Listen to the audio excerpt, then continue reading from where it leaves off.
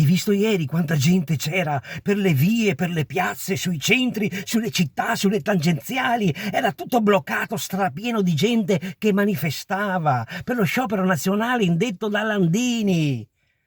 Sì, ma sciopero nazionale, ma erano tutti i lavoratori, tutta gente che protestava, tutti i lavoratori. Ma che lavoratori protestavano? Era uno sciopero per il blocco delle imbarcazioni da parte della marina israeliana. Avevano forzato leggermente il blocco.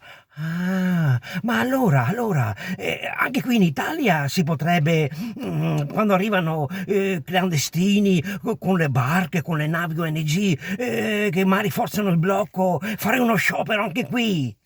Ma fare uno sciopero di cosa qui in Italia per quelle cose lì? Mica ci sono posti di blocco qui da noi. Vengono qui tranquillamente, anzi li andiamo a prendere ancora quando sono a largo. E se per caso arrivano e tentiamo di fermarli, speronano magari qualche motovedetta così. Sì, è l'Italia questa, mica siamo in Israele.